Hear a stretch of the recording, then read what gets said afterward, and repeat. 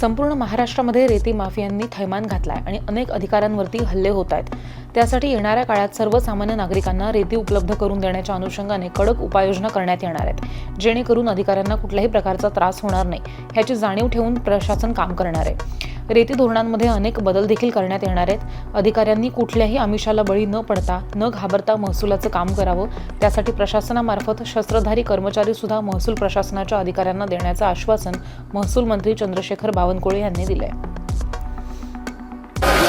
या गौण खनिज धोरण आणि वाळू धोरण यामध्ये आमूलाग्र बदल करण्याची गरज आहे। मी तुम्हाला शब्द देतो, पुढच्या 2 वर्षामध्ये या महाराष्ट्रामध्ये एका दिवशी मी करू शकणार नाही, आपण करू शकणार नाही, आपली महसूल यंत्रणा करू शकणार नाही, पण 2 वर्षामध्ये तुम्हाला वाळू या धोरणामध्ये इतकं चांगलं आपण काम करू की महसुली कर्मचाऱ्यांना वाळू पडलाला जायची गरजच पडणार नाही। इतका चांगला निर्णय आपण वाळू धोरण आणणार आहे, जे इतकं सोपी आणि सहज करणार आहे की आपल्या कर्मचाऱ्यांना रात्री रस्त्यावर कुठलंही वाहन अडवण्याची गरज पडणार नाही।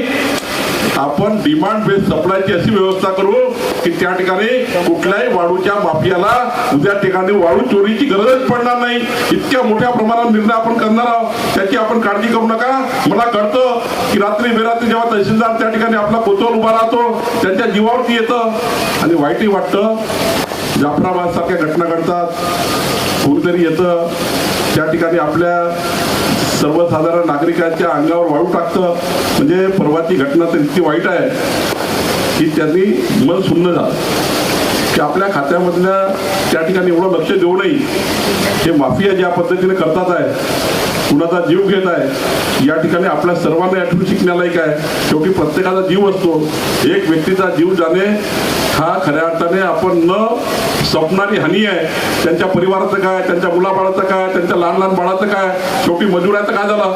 मजुराचं त्या ठिकाणी आज त्यांच्या परमेश्वराने तशी परिस्थिती निर्माण केली म्हणून तो मजूर आहे आणि मजुराचा मृत्यू होणे हे काय आपल्यासाठी चांगलं नाही। आणि म्हणून आपल्याला खऱ्या अर्थाने ज्या ज्या वाळू धोरणामध्ये सुधारणा करायच्या असतील, मी तर त्या ठिकाणी वाळू धोरणाबद्दल तुम्ही या ठिकाणी उच्चार केला, यावेळी आपण निर्णय घेतला वाळू धोरण आपण पब्लिक डोमेन मध्ये टाकला आहे आणि पब्लिक डोमेन मध्ये मी तुम्हाला सांगतो उद्या माझं वाळू धोरणाचं अंतिम प्रेझेंटेशन आहे। 167 सुधारणा या ठिकाणी आपल्याला वाळू धोरणावर आलेले आहे आणि जे पब्लिक डोमेन मध्ये ज्या सुधारणा आल्या इतक्या महत्वाच्या सुधारणा आल्या आहेत की जनतेने अधिकारी कर्मचाऱ्यांनी वाळू धोरणावर सुधारणा दिल्या आणि गौण खनिज धोरणावर सुधारणा दिल्या। त्या ठिकाणी आपण चांगल्या पद्धतीचं धोरण त्या ठिकाणी करतो आहे।